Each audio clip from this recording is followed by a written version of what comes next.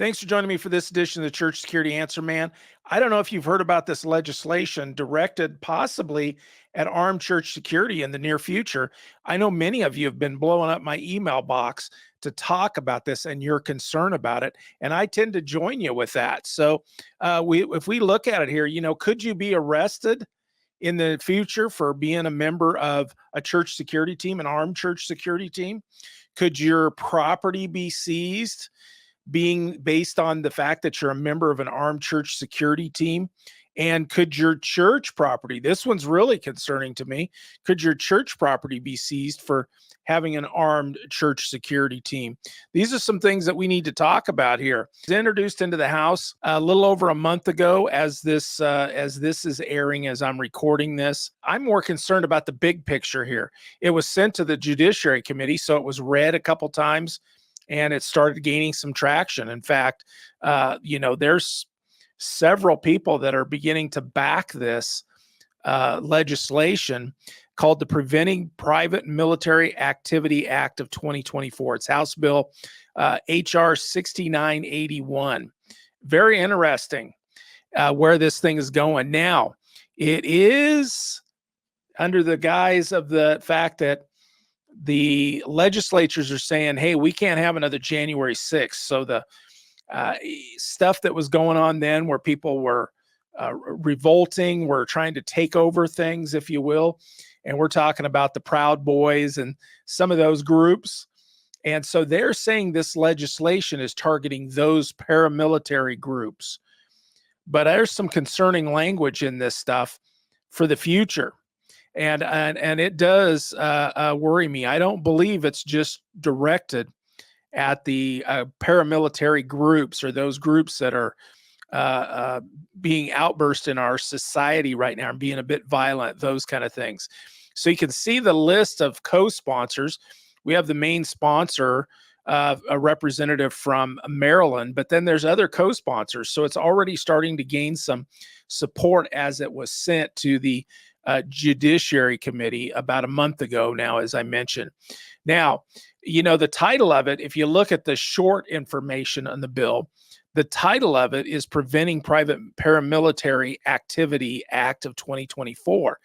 Now, the official title as it was introduced is to amend Title 18 United States Code to prohibit unauthorized private paramilitary activity. And then here, this is concerning to me, and for other purposes. So what are those other purposes? They're beginning to open things up a little bit. They're using it for a purpose that we all know about, this insurrection stuff or whatever occurred on January 6th, all that mess. And then you look at these definitions and within the bill, the definitions: private paramilitary organization. The term private paramilitary organization means any group of 3 or more persons associated under a command structure. And I've highlighted the red stuff, the wording that's really concerning to me that relates to our church security. I've highlighted it in red. 3 or more persons associating under a command structure for the purpose of functioning in public or training to function in public as combat support, law enforcement, or security services unit. That kind of stuff is concerning to me. What it begins to open up, it's not just talking about a paramilitary activity group.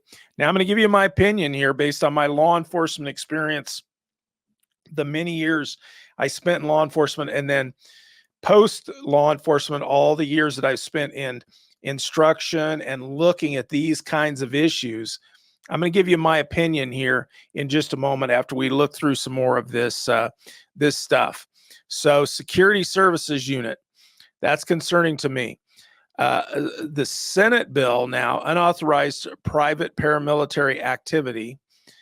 The offense, it shall be unlawful to knowingly, in a circumstance described in subsection B, while acting as part of or on behalf of a private paramilitary organization and armed with a firearm. So, or other dangerous weapon, it goes on to say. So this continues to concern me. There's a lot of language in here that can be used against armed church security folks. And it's crazy to me that this could be in here, but it is. Publicly patrol, drill, or engage in techniques capable of causing bodily injury or death. I mean, we're constantly doing that. We're constantly talking about patrolling. We're constantly talking about situations that may take us into use of force, something along those lines. So this kind of language describes us, I mean, pretty well.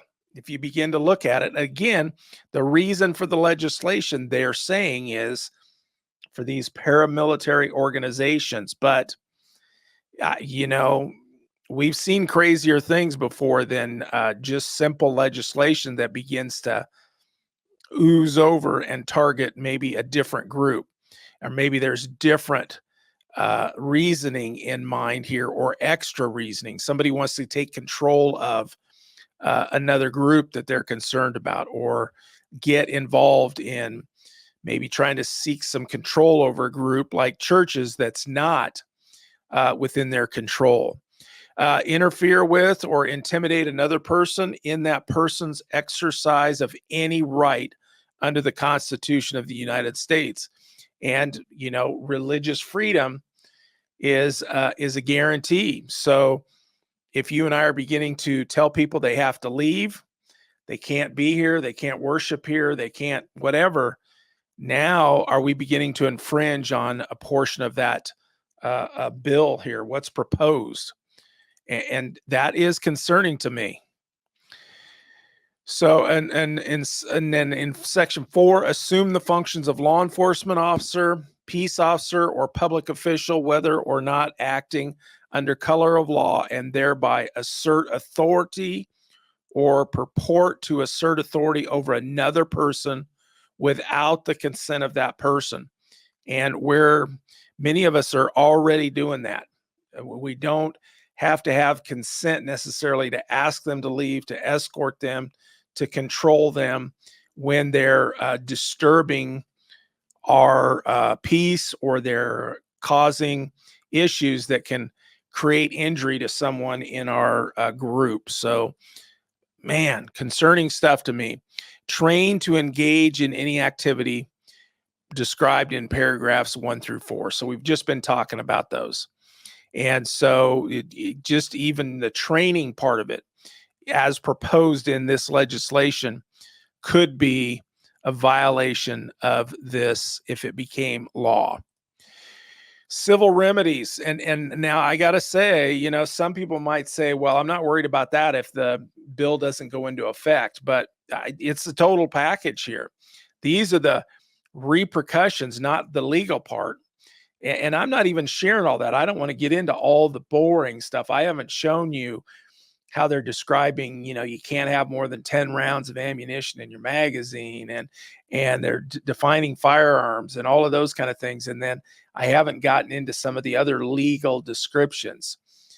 There's a lot to it, but here are the important points as I see it relates to what we're doing. And I sincerely have a concern for it a bit, and I want to talk about that here coming up here just in a moment. I want to give you my true feelings about it, but this is scary here. The civil remedies, private right of action. Any person injured as a result of any violation of section 2742 may bring a civil action individually or jointly with other aggrieved persons in an appropriate court of the United States for preventative relief, including an application for a permanent or temporary injunction, restraining other order, or for damages incurred as a result of the violations of this section, including reasonable attorney's fees. So they're beginning to say that they're beginning to promote that whatever this legislation is geared towards, right now they're saying it's these paramilitary groups, but if it's geared towards us, then, you know, they're saying that if you engage in this activity of even kicking people out or training to kick people out, that this could be a bit of a problem. So, and there could be civil actions taken against you. And it just gets worse. How about forfeiture? Any property subject to forfeiture pursuant to 2742 may be forfeited to the United States in civil case in accordance with the procedures set forth in chapter 46. So now they're talking about civil remedies. Literally, you could be sued, and in a civil court or in a district court, you could be sued, and there could be sanctions against you, civil remedies. And they're even looking at going into like a RICO statute where that begins to open up, you being sued and having financial issues, maybe your home being taken from you as a part of the civil remedy, or maybe even this. I'm not an attorney. I'm just looking at it as having some law enforcement experience and some study of these kind of things. And I can see where they're even beginning to say something they don't normally have much oversight in. They could possibly seize a church or seize property related to those activities, as far as I see it. So very interesting stuff. And I think, we need to watch this, what's going on here. Do I think it's going to happen? Let's be honest. Do I think it's going to happen this year? No, I don't. I think there'll be some pushback. I would be surprised. I think some of this will get through, very relative to the paramilitary organizations, because of this January 6th stuff. I do believe that it might take a little bit longer to get stuff, the verbiage in there that could include us as armed church security. But there have been some crazy things happen in the last few years. So I don't know. I think you and I need to watch it. You and I need to begin to be prepared to contact our representatives to try to fight this kind of thing. We need to get ourselves prepared and organized for the possibility, at least be watching it and see if this bill moves further and further. And that's what I encourage you to do, is see what happens. See if it goes through. We know many times these bills do not go through the first time. So they end up having issues. They get put on the chopping block, or they get chopped up and some stuff cut out of them. But I strongly recommend that we need to at least keep this in our sights and keep a discussion about it for the future. And certainly, there's part of me, we don't talk about it too much, but I know that God's in control. So, and I know that he wants us to take care of our people and our churches. And so I certainly recommend that we pray about this stuff as well, strongly. But keep a watch on what's going on in our legislative sessions, especially right now, especially relative to this bill, to see how much traction it gets. And again, I don't think it'll pass the way it is for this year, but in the near future, I think this could be something that it expands to. But who knows? I don't have any legislative insight to know for sure. So leave me a comment what you think. If you've got some more insight than I do, then call it to our attention, because I want you to share with others in here. And I hope that you'll subscribe, be in contact with us so that we can communicate back and forth. I love to hear what you have to say. And so subscribe to our channel and take a look at other materials that we have. There is training and links to other items down in the description to try to help you. We're all about trying to help you improve your church security programs. And in this case, to watch your back to what might be going on out there in the future. So thanks for joining me.